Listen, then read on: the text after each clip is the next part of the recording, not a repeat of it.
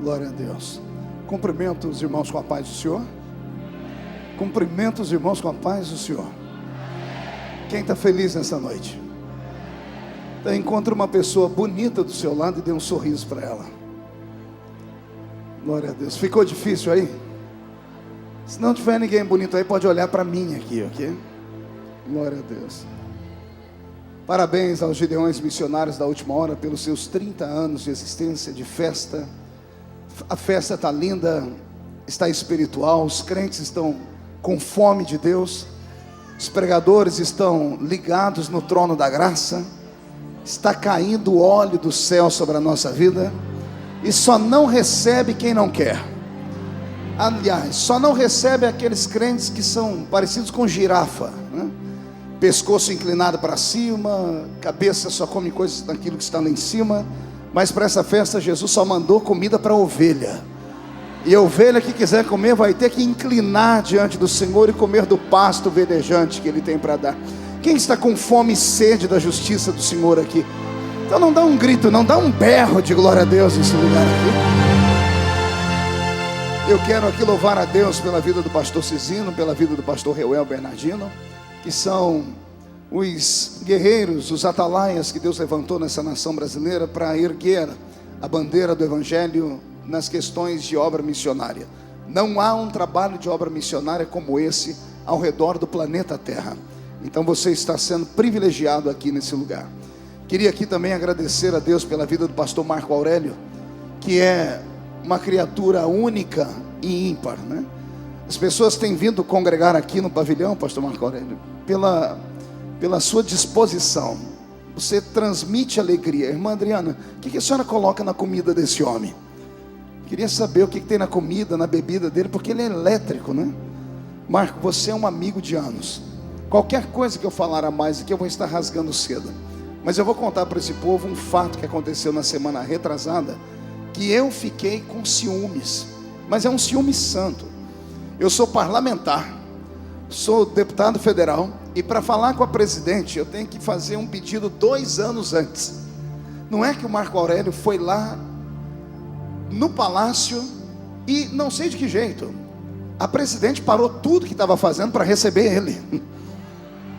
A presidente da república, a única presidente mulher eleita na República Federativa do Brasil, parou os afazeres, saiu de dentro da sala dela, abraçou, tirou foto, deu um beijo nele. E o Marco ainda profetizou para ela, dizendo: essa nação pertence ao Senhor Jesus. Então eu queria, por isso, pedir a vocês uma linda salva de palmas pela alegria e pela fantástica atitude do pastor Marco Aurélio. Você é único. Adriana, Deus abençoe vocês. Está escrito, né, pastor Evandro Amorim? Está escrito que nem os loucos errarão caminho, né? Está aqui o exemplo de um deles, né? Pastor Marco Aurélio. Glória a Deus, ele é uma alegria, né, irmãos? Dá até vontade de olhar para ele e falar assim: pastor Marco Aurélio, o senhor é um presente de Deus para nós. Tudo isso só para uma coisa. Pergunte para quê, igreja? Para a nossa alegria. Eu ia cantar, mas ia sair desafinado. Foi melhor desse jeito, né?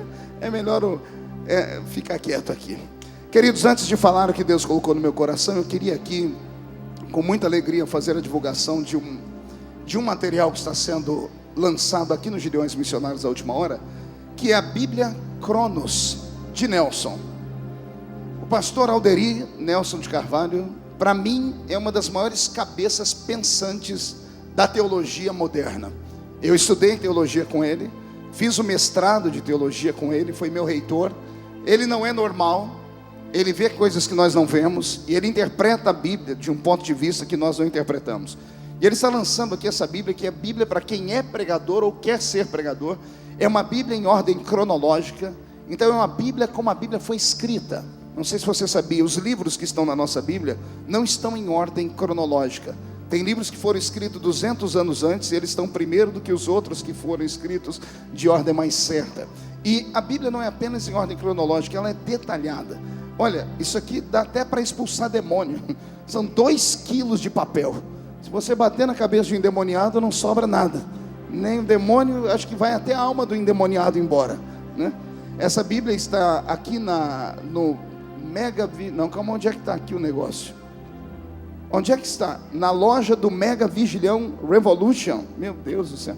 Em frente ao Hotel Arco do Sol, né? Hotel Arco do Sol. Quantas Bíblias vieram? 150 Bíblias apenas.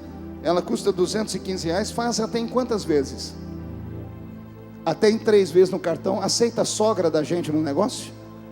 Pronto, se você quiser desfazer da sogra, ele diz que aceita a sogra no negócio, né? Então está aqui a Bíblia Cronos, vale a pena. De frente ao Hotel Arco do Sol. Quando você tiver um intervalo, um tempinho, vale a pena. É um material único para quem e gosta de estudar a Bíblia Sagrada. Mostrar a Bíblia aqui para a câmera, para colocar ali no telão. Olha a Bíblia aí. The Bible Chronos de Nelson. E ele botou o nome em inglês ainda, Bible Chronos, né? É a Bíblia cronológica de Nelson. Vale a pena ter para aqueles que são teólogos e amam a palavra. Posso ouvir um amém por isso? Posso convidar vocês a estarem de pé para lermos um texto da Bíblia? Os que trouxeram uma Bíblia, abram ela comigo agora. No Evangelho segundo escreveu o médico Lucas. O capítulo é o de número 8.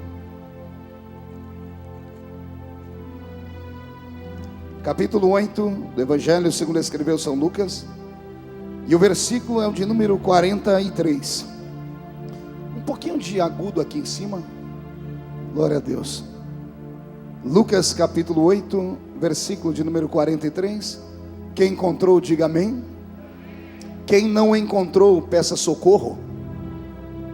Ninguém pede socorro, mas não para de mexer na Bíblia, né? Isso não pode, isso é mentira. Quem mente é filho do cão com a pomba gira junto, né?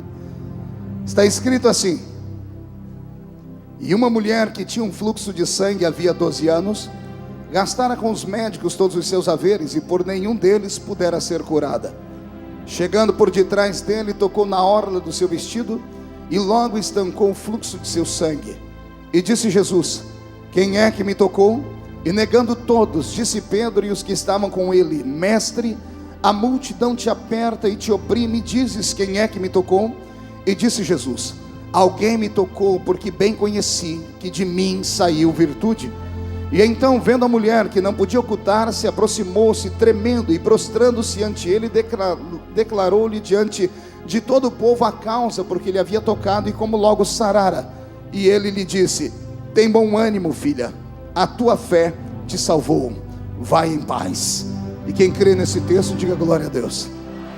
Feche a Bíblia, coloque no banco, na cadeira, e pegue na mão da pessoa mais perfumada do seu lado. Aproveita porque ainda dá tempo. Agora aperta a mão da pessoa com carinho até ela falar aleluia. Pentecostal que não faz barulho está com defeito de fabricação, não é? Vamos orar, vamos orar. Pai, nós te exaltamos e te glorificamos esta noite. E nós entendemos que daqui a alguns minutos e o pavilhão aqui dos Gideões ficará pequeno para o tamanho da avalanche da sua glória que vai cair sobre este lugar. Daqui a alguns minutos os que vieram tristes neste lugar começarão a saltar de alegria. Os que vieram se arrastando devido às lutas deste dia, hoje não voltam se arrastando para casa, Senhor. Hoje voltarão voando nas asas de um novo tempo. E antes que eu comece a ministrar a sua palavra, cerque este lugar com a sua glória. E num raio de 5 quilômetros, onde houver um demônio alojado, eu dou a esses demônios segundos para sumirem daqui, porque se não sumirem, serão queimados pelo poder da sua glória que aqui será derramada. Rasga o céu sobre este lugar nesta noite, e mande do céu para a terra uma comitiva de anjos. Que estes anjos desçam trazendo brasas de fogo nas mãos, comecem a esparramar estas brasas entre nós, e onde houver um crente cheio do Espírito Santo, pega ele nesta noite, Jesus, e mostra o caminho da verdadeira e pura adoração. Fala conosco, fica conosco, em nome de Jesus. E a igreja que é soberana diz amém. E os que podem, tomem o seu assento aplaudindo a Jesus, porque Ele é lindo, maravilhoso, majestoso. E se alguém puder somar a esta salva de palmas um grito de glória a Deus, o céu descerá sobre nós. Queridos, eu não sou o pregador oficial da noite. Daqui a pouco está chegando aí o pastor Abílio Santana. que com certeza estará trazendo uma revelação do céu sobre nós. E os dois ambientes estão bem servidos. Lá no ginásio está o pastor Júnior de Souza. Aqui é um restaurante que você tem condições de escolher a comida que você vai comer. Pastor Napoleão Falcão adentrando o recinto com a sua muito bela e digna esposa, irmã Virgínia, Deus abençoe. Aliás, quem tem amigos tem, né? Está aqui o pastor Samuel também. Pastor Samuel, cadê o cabelo, pastor Samuel? Eu conheci o senhor quando o senhor tinha mais cabelo. Naquela época o senhor gostava de mim, né? Agora já se foi, mas não tem problema. Só para não perdermos o rumo, posso ouvir mais um grito de glória a Deus aqui? O texto que o Senhor me deu para a nossa meditação rápida nesta noite está escrito no Evangelho de Lucas.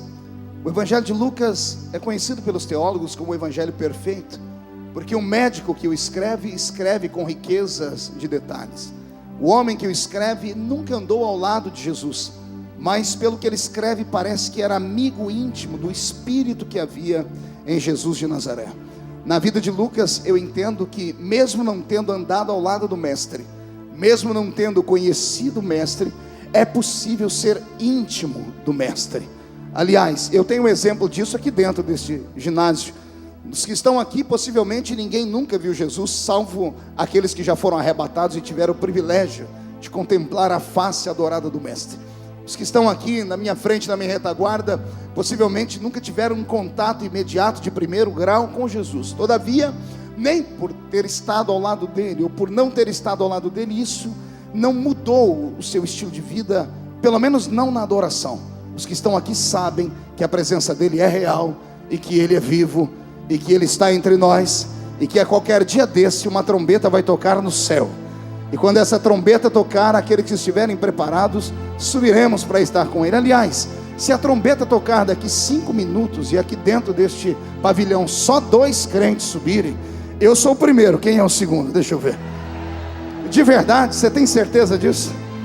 Eu estou perguntando porque tem umas pessoas aqui dentro que só Jesus. O irmão não para de mascar o chiclete, o outro não para de ficar mexendo no celular, o outro não para de descruzar o braço. Tem uns me olhando com a cara feia, parecendo que foram batizados num pote de vinagre. Então os crentes do arrebatamento, por favor, honre a presença do Cristo que está aqui dentro, e dá só mais um grito de glória para acordar quem estiver lá no ginásio. Lucas está narrando aqui uma história linda, que é a história da mulher do fluxo de sangue, que eu particularmente, quando entrar pelas pairagens do céu, quando estiver do outro lado do Elísios, eu quero encontrar esta mulher e dar um abraço nela. E já já vocês vão entender o motivo. Ela para nós é uma ilustre anônima, desconhecida dentro da Bíblia Sagrada. O escritor não teve nem um pouco de desejo, ou talvez foi privado de conhecimentos para deixar para nós o nome dela. Também pudera. O que esta mulher sofria era algo que trazia sobre ela o peso de uma angústia, de revolta, pelo tamanho da humilhação pela qual ela foi exposta. Eu sei que essa história é contada de crente para crente, de filhos entre filhos, de irmãos entre irmãos, escola dominical, e desde os auros tempos em que pregávamos nos cultos ao ar livre. O toque desta mulher ficou impressionado para nós através da história. O toque dela trouxe sobre ela o milagre e a salvação. Mas o que poucos sabem, o que poucos têm conhecimento na vida desta mulher, é o que de fato ela passou.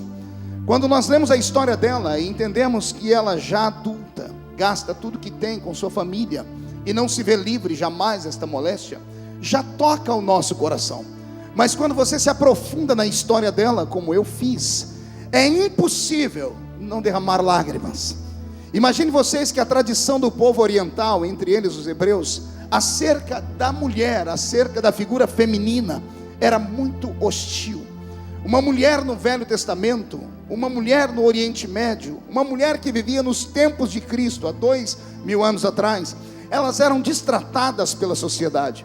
O valor de uma mulher equivalia à sua condição de gerar filhos ou não gerar filhos. Imagine, se a senhora tivesse o seu ventre fértil, você teria um peso diante da sociedade. Se o seu ventre fosse podre e não pudesse dar à luz, você não tinha valor algum diante da sociedade. Outros sim, não bastava ter um ventre puro, não bastava ter um ventre fértil, porque o seu esposo esperaria com certeza que você desse à luz a um varão, a um menino, porque naquele tempo, pela ausência da presença do Messias no coração deles, eles imaginavam que toda mulher judia correria o risco de dar à luz ao Messias, aquele que viria salvar o povo. Então todos os pais queriam que suas mulheres dessem luz a meninos e não a meninas. Então a aflição do sexo feminino era pesada demais. Ou seja, não bastava ela não dar filhos, se ela desse filhos e desse uma filha mulher, traria constrangimento sobre a casa. Aqueles que conhecem o livro de Levítico do Velho Testamento devem se lembrar que quando uma mulher dava à luz a um menino, o seu período de pureza ou de impureza era gestado em apenas 8 dias. Lembra de Jesus quando foi apresentado no templo? Depois de 8 dias de nascido, foi apresentado no santuário. Isso não acontecia com as meninas. Toda vez que uma mulher engravidava de uma menina e a menina nascia, o período de impureza para a mulher não era de 8 dias como era para o caso de um menino, eram de 40 dias. E nesse período de 40 dias, o pai passava todos os dias indo ao santuário, ao altar de Deus, pedindo perdão pelo pecado que ele havia cometido por ter a mulher gerado um filho para ele. E não se assuste, mas essas coisas acontecem até os dias de hoje em Israel com os judeus ortodoxos, aqueles que usam aquele cabelinho trançado aqui no canto da sua orelha, que usam roupas escuras. Quando a sua mulher dá à luz uma menina, ele passa um período separado da esposa, indo ao santuário, pedindo perdão a Deus pelo pecado que ele havia cometido. Então comece agora a prestar atenção no que eu estou dizendo. Naquele período antigo, as mulheres sofriam por demais, e mais ainda, havia uma cultura entre eles. Talvez o que eu vou falar aqui vai causar desconcerto em alguns, talvez alguns vão até se escandalizar, mas estou embasado na palavra, isso me dá segurança. Todas as vezes que uma mulher judia entrava no seu ciclo menstrual, todas as vezes que uma mulher judia deixava a sua infância e entrava na fase daquilo que chamamos de puberdade, quando a menina deixava de ser menina e tornava-se mulher, a primeira coisa que a mãe fazia quando tomava conhecimento era avisar o marido. E ao avisar o marido, mãe e filha arrumavam suas malas e começavam a preparar uma pequena viagem. Eu disse que começavam a preparar o quê? Não ouvi? Pergunte para mim para onde? Vamos caminhar que eu vou te levar até lá. Todas as vezes que a menina entrava no seu ciclo menstrual, para os hebreus e para o povo do Oriente Médio, era um ato de imundície. Para eles, uma mulher que liberava o sangue na época da sua fertilidade, para eles era algo hostil, era algo pecaminoso e violento aos olhos. A cama da menina tinha que ser completamente desmontada e as roupas queimadas. Uma vez que as suas malas estão prontas, a mãe toma a menina, que pega com o pai e atravessa um bairro. Quando as pessoas veem uma menina, que agora é apenas menina tornando-se mulher, com as suas malinhas nas costas, uma trouxa sobre as costas, a mãe e o pai vão à frente avisando: nossa filha está impura. E quando atravessam um bairro, entram pelo centro da cidade, anunciam a todos que por onde passam: nossa filha está impura. E as pessoas vão se afastando, até que vão até a muralha. Aqueles que conhecem a Bíblia devem se lembrar que todas as cidades do mundo antigo, elas eram cercadas por muralhas. E quando esta muralha ali existia, havia do lado de fora da muralha um outro mundo.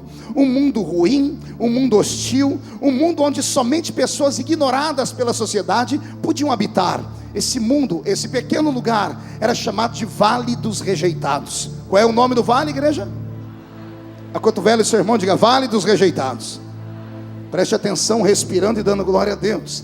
Porque nesse momento, quando a mãe e o pai tomam a menina pela mão e atravessam o bairro, a cidade toda, e atravessam o portão para ir ao Vale dos Rejeitados, encontram no Vale dos Rejeitados lugares onde eram colocados os leprosos, os cegos, os paralíticos. E havia um lugar, uma espécie de casa, onde uma mulher, uma espécie de madre superiora, recebia as meninas que estavam com seu primeiro ciclo menstrual. As meninas ficavam do lado de fora até o estágio da purificação, que todos nós do século 21 entendemos que vai de 5 a 6 dias. É o ciclo natural da vida da mulher. Outro sim, possivelmente esta menina que aqui está contando agora a sua história em forma de mulher, ela tinha apenas 12 anos quando foi arrancada de casa, porque aos 12 anos daquele período uma mulher entrava no seu ciclo menstrual.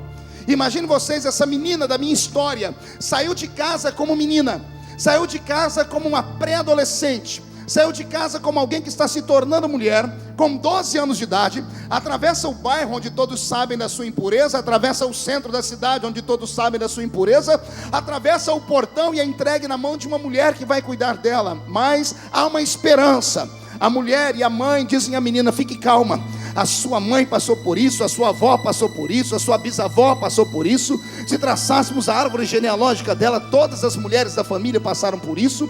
Então aqui do lado de fora, você vai passar apenas um período de purificação, 5 ou 6 dias no máximo, e a mamãe vem te buscar. Por mais tristeza que a menina tenha sentido, por mais angústia que ela tenha sentido, havia dentro dela uma esperança: minha família vai vir me buscar. Mas 5 dias depois, quando a mãe atravessa o bairro e o centro e vai até o Vale dos Rejeitados, ela ouve tristemente da boca daquela madre que vem a ela dizendo: sua filha não pode sair daqui ainda, porque o ciclo menstrual dela não cessou. A mãe olha para a menina que deve estar chorando e diz: a mamãe volta amanhã, fique tranquilo. É sabido na nossa vizinhança, é sabido na nossa família que algumas mulheres têm o seu ciclo menstrual desregulado. Então a mãe volta no 6º dia, mas no 6º dia a menina ainda está com um fluxo de sangue. A mãe volta no 7º dia, no 10º, 1 mês, 2, 3, 6 meses depois, aquilo já não é normal. E é nesse período, quando ela ainda é uma criança, que o pai e a mãe fazem aquilo que qualquer pai e mãe faz pelo filho, quando vê que o filho tem uma doença, e algum médico em algum lugar do mundo que anuncie que pode curá-la faz. Pai e mãe vende o que tem, vende o que não tem, abre mão da sua própria vida, abre mão do seu conforto pela existência do seu filho, e sempre se embasando naquilo. Dinheiro a gente consegue de novo, e a vida só se vive uma vez. Só que o que vem pela frente é horrível, chega a machucar o coração de quem conta a história, e eu acredito que o coração de quem ouve também. Esta menina, ela passa 6 meses, 1 ano, 2, 3, 4, 5, 6, 7, vou apressar, 12 anos, 12 longos anos, longe da mãe, longe do pai, longe da sua casa, longe da sua cama, longe das suas amigas da infância, longe dos seus vizinhos, longe dos seus sonhos, longe de tudo e de todos. Porque agora, pelas minhas contas nessa história, se ela teve o seu primeiro ciclo menstrual aos 12 anos, e ela passa 12 anos enferma, ela tem 24 anos. E uma mulher com 24 anos naquela época, já deveria estar casada, já deveria ser mãe de filhos, já deveria ter uma história para contar, já deveria ter uma história para vivenciar. E essa moça da história, a mulher do fluxo de sangue, a minha heroína nesta noite, ela não tem vida durante 12 anos. E nesses 12 anos ela compara a sua vida à vida dos outros que moram no Vale dos Rejeitados, leprosos, cegos e paralíticos. Israel não aceitava ninguém que fosse anormal. Todas as pessoas que tivessem qualquer tipo de anomalia eram arrancados da sociedade e colocados do lado de fora da cidade. Pastor, calma aí, eu já vi cegos no meio da cidade, já vi paralíticos no meio da cidade e já vi leprosos. Sim, esses foram aqueles que receberam um salvo-induto dado pela prefeitura da cidade. Aos cegos era dada uma capa, aos leprosos era dada uma placa que ia sobre o seu peito e coisas mais. Essas pessoas que recebiam placa sobre o seu peito ou recebiam uma capa, eram pessoas tidas pela sociedade como alguém que teve uma alcunha, como alguém que caiu no coração de alguém que era amigo dos poderosos e conseguiu então aquele salvo-induto para entrarem na cidade. Você lembra disso, né? Lembra de Bartimeu, quando ele vê Jesus, quando ele ouve falar que Jesus está passando? O cego que ouve falar que Jesus está passando começa a gritar. E quanto mais ele grita, mais tentam oprimi-lo, até que Jesus tem a sua atenção chamada, e ele manda trazer o cego. Lembra do que foi que Bartimeu fez? Quando falaram para ele: o mestre está te chamando. Ele fica de pé, ele pega uma capa que está sobre os seus ombros e joga fora aquela capa. Se você nunca soube o motivo, eu estou te dizendo agora. Naquele momento ele estava dizendo: não preciso mais de esmola do império, não preciso mais de alvará da prefeitura, não preciso mais da mão do governo. Agora quem vai falar comigo é o Messias de Israel, é aquele que pode tudo e um pouco mais. Alguém acredita na presença desse Messias aqui? Por gentileza, então dá só mais um grito de glória para empolgar o coração desse pregador aqui. Então imagine vocês que o cego tinha capa, os leprosos também, mesmo com a plaquinha no peito. Como a doença era contagiosa, não bastava ter a placa no peito, eles tinham que gritar: sou imundo, estou imundo. Esses homens que tinham esses dons, entre aspas, dados pelo governo, não podiam dormir na cidade. Eles entravam de manhãzinha, iam pedir suas esmolas, recebiam dinheiro. E olha que coisa linda, talvez você nunca soube disso. Pastor Napoleão, quando eu estudei isso, eu me emocionei. Os cegos e os leprosos eram responsáveis por dar comida às pessoas do vale dos rejeitados, porque eles pegavam oferta durante o dia todo e no fim do dia compravam mantimento e atravessavam a porta, iam ao vale dos rejeitados e davam comida aos necessitados que ali estavam. Imagine vocês depender de cego e de leprosos, pois era este convívio que eles tinham. Mas a minha heroína dessa história, mesmo não tendo lepra, mesmo não tendo problema de cegueira, nem nenhuma anomalia física, porque as pessoas olhavam para os paralíticos e diziam: quem pecou? Esses ou seus pais? Foi obrigado Jesus dizer assim: às vezes ninguém peca, às vezes as coisas que acontecem desconfortavelmente na nossa vida é só para que o nome de Deus seja glorificado na nossa história. Então imagine vocês que ela, mesmo não tendo anomalia física externa, ela é proibida de entrar na cidade. Ela nunca pôde pedir esmolas, ela nunca pôde receber um salvo-induto. Ela passou 12 anos com uma doença macabra. Pergunte por quê? Eu só falo se todo mundo perguntar. Imagine você com uma doença que era para ter te matado, porque o corpo humano tem pouco mais de 6 litros de sangue, e ela sangra durante 12 anos, ininterruptamente. As pessoas que estão com ela já devem ter falado sobre a sua morte. Alguns previram a sua morte, mas ela não morre de jeito nenhum. As pessoas devem brincar, dizendo: nem Deus nem o diabo quer esta aí. O que foi que ela cometeu? Qual o pecado miserável e desgraçado que ela cometeu? Ninguém entende, porque a anomalia genética que está sobre ela é algo impensado. Um dia no Vale dos Rejeitados, respire fundo, muda a música, Roberto. Imagine num dia em que todo mundo esperava que terminasse mais uma vez comendo aquilo que os leprosos e os cegos trouxessem, quando de repente um daqueles que tinha um salvo-induto, o cego ou leproso, entra gritando, dizendo: gente, tem algo diferente na cidade hoje. Tem um homem lá na cidade. E os outros vão juntando, porque notícia no meio do Vale dos Rejeitados era interessante. E as pessoas perguntam: como assim que homem? É um homem cabeludo, é um homem barbudo, é um homem que quando olha na gente, os seus olhos parecem que vão rasgar a nossa alma. Quando ele abre a boca para falar, os nossos ouvidos tilem dentro dos nossos crânios. E diz: mas o que é que esse homem faz? Ele faz sinais. Mas interessante é quando ele vai chegando, a multidão que vem na frente dele vem gritando: eis aí o Yeshua. E a multidão que está atrás grita: é o Machia de Israel. Yeshua, o Machia de Israel. Ou seja, é Jesus, o Messias, o Salvador, o que cura, o que liberta, o que salva, o que traz a esperança. E se não me falha a memória, ele está aqui nesta noite. E ele é tão grande que os seus pés estão no centro deste pavilhão, mas a sua face está diante dos serafins que estão cantando: santo, santo, santo é o Senhor dos exércitos. E o pavilhão já está ficando cheio da sua glória. Tem alguém que acredita que a presença dele está aqui? Então levante a mão direita com carinho e respeito. Eu gosto dessa hora só para ver quem não me obedece. Tem uns crentes que só o sangue de Jesus, né? Põe a mão no ombro da pessoa agora com carinho e respeito, principalmente se ela não te tocou, porque esse aí precisa mais do que você. Agora chacoalha a pessoa até ela ficar irritada. Irrita ela, irrita. Isso tira ela do lugar. Eu não vou nem olhar aqui para trás, porque se os meus companheiros não estiverem fazendo isso, eu vou ficar triste, mas eu sei que eles estão fazendo. Chacoalha a pessoa, chacoalha, diga: Deus te trouxe aqui para isso. Não, dá um berro, diga: Deus te trouxe aqui para isso. Diga: para sacudir a sua fé.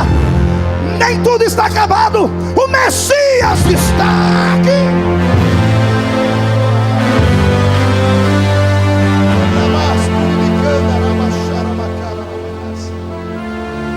Ao darem a notícia, os que têm o salvo-induto se vestem dele. Os cegos vestem suas capas, os paralíticos vestem suas capas, os leprosos vestem as suas placas. E num grupo sai em busca da esperança. O grupo que não podia, porque não tinha o salvo-induto, retornam para a sua vida medíocre e se escondem pelos cantos do Vale dos Rejeitados. A mulher da minha história não pode ir, pastor Napoleão. Ela não tem o salvo-induto. E juntamente com os demais que estão jogados às traças, estão sentadas num canto. Até que ela faz algo, e é aqui que ela se torna minha heroína. ela se levanta, com sua pele esbranquiçada, com seus olhos fundos, com anemia mais do que profunda, quase que um cadáver andando, quase que um zumbi exposto. E ela faz algo que ninguém consegue entender. Ela coloca uma capa, uma espécie de burca que dá para tampar a sua cabeça, e se ajeita. Imagina a Madre Superiora dizendo: onde você vai? Ela diz: eu vou atrás do Messias. E os outros que estão ali dizendo: você é louca, faz 12 anos que você está aqui, se você for lá e alguém te ver, vão te matar. A multidão inteira da cidade está lá. Se verem você com essa pele branca, com esse olho profundo, vão saber a sua história conhecida na cidade. Você é a mulher amaldiçoada, não vai dar tempo de você chegar perto dele, vão te matar. E é aí que a minha heroína se manifesta. Respire fundo. Eu imagino ela dizendo: se eu ficar aqui eu vou morrer. Hoje, amanhã, sabe Deus quando. Se eu sair daqui, pastor Fabiano Barcelo, eu também posso morrer. A diferença é que já que é para morrer, eu vou morrer tentando. Vou repetir, a diferença é que já que eu vou morrer, eu quero morrer lutando. Eu quero olhar para os olhos da morte e falar: você me leva, mas não sem esforço. Não sou covarde, sou fraca, mas não sou covarde. Vou repetir, sou fraca, mas não sou covarde. Deus essa noite trouxe você aqui só para te dizer: se você for fraco, Ele até aceita. Se você for fraco, é só pedir ajuda, Ele cata na sua mão, Ele pura muralhas com você. Mas ao covarde, eu vou fazer um pedido: volta para casa, vai para a rodoviária, vai para o ônibus. Se você veio para cá só para fingir que é, só para dizer à sua mãe que você possivelmente acredita, se você veio para cá, mas não acredita em nada do que é pregado aqui, não acredita em nada do que é falado aqui, por favor, não fique entre nós. Você vai atrapalhar o milagre, você vai fazer sombra sobre o milagre alheio. Não tem nada pior do que vir para uma festa como essa, que é tradicionalmente uma festa pentecostal, e sentar do lado desse irmão que está do seu lado aí, que está acontecendo milagre com ele agora. Está caindo neve de tão gelado que ele está. Não dá para ficar do lado de uma pessoa que não abre a boca, não levanta a mão, não se move. Isso aqui não é uma missa, isso aqui não é um velório. O nosso Deus está vivo, já ressuscitou. Se tem alguém que concorda, por favor, não dá um grito, não. Dá um berro de glória a Deus nesse lugar. Traz ele. Milagres. Já que você veio, não custa. Tenta. Não termina a noite de braços cruzados, não termina a noite filosofando. Chega de filosofar. Chega de dizer to be or not to be, that's the question. Chega. Já que você veio, o milagre vai acontecer. Não, eu vou repetir. Já que você está aqui, o milagre vai acontecer. Eu vou repetir com outras palavras: o milagre só é atraído quando alguém toma uma atitude. Quero ouvir agora um grito: atitude. Eu pregava alguns anos atrás, no Rio de Janeiro, na cidade de São João do Meriti, e conheci em São João do Meriti o pastor Benjamin, um ancião de quase 2 metros de altura. A mão dele parece uma raquete de tênis. E o pastor Benjamin me disse: pastor Marco, uma vez aconteceu aqui um milagre profundo, por causa de uma atitude. Ele disse: uma irmã nossa saiu aqui do ponto da favela ou da comunidade e deixou em casa seus 5 filhos, 5 crianças, o mais velho de 12 anos. E ela foi até a igreja orar. Era culto de círculo de oração, sábado pela manhã. E a irmã foi ao culto e orou e buscou a face do Senhor. E quando ela voltou para casa, ela viu um tumulto na frente do seu casebre, corpo de bombeiro, a vizinhança toda. E ela percebeu que era algo ruim. Quando ela foi se aproximando, alguém anunciou que ela era a dona da casa. Já vieram os paramédicos, deram um sedativo a ela. E ela passou mal, ela nem sabia o que era, mas já passou mal só por ver tudo aquilo. Apagou e acordou no hospital. Aí vem a notícia macabra: o filhinho mais velho dela, de 12 anos, encontrou um potinho de pó vermelho dentro de casa. E ele achou que era suco de morango, e fez suco para os outros irmãozinhos beberem. E era veneno de rato. O gosto do açúcar tapou o gosto acre do veneno. As crianças beberam, se intoxicaram. Quando o mais velho foi chamar o vizinho, o mais velho caiu também, espumando. Levaram eles para o hospital. Resultado: as 5 crianças vieram a óbito. Quando a irmã acordou do sedativo que deram a ela, e gradativamente foram contando a história, ela entrou em crise, naturalmente qualquer mãe entraria. E depois de 1 hora e meia mais ou menos, quando ela já voltou em si, o enfermeiro disse: a senhora precisa ir comigo até ali para reconhecer os corpos. E levaram ela para dentro do necrotério. Quando o enfermeiro foi com ela até o necrotério, estava entrando com ela, alguém chamou o enfermeiro. Quando o enfermeiro deu a volta por trás da porta, ela foi, empurrou a porta e trancou a porta, chaveou a porta. Tinha só uma vidraça. E o enfermeiro começou a bater na porta, pedindo para ela abrir. Ela não abria, ele foi buscar socorro. E ela passou por aquelas mesas de mármore, onde estavam os 5 filhos dela mortos.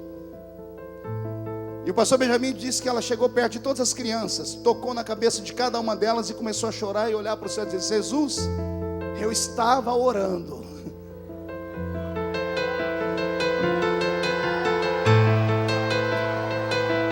Eu estava orando, Senhor. E ela entrou numa oração travada, segurando o corpo dos seus filhos, um a um, dizendo: Jesus, eu não estava fazendo coisas que não devia, eu não estava onde não devia, eu estava em jejum, orando na sua casa. Eu não admito que os meus filhos fiquem nesta pedra. Pastor Benjamin disse que quando ela chegou perto do menininho mais novo, já faltando forças a ela, ela pegou suas lágrimas e passou no rosto do menino e disse: Jesus, eu estava orando. Quando o menininho então fez assim: Atim.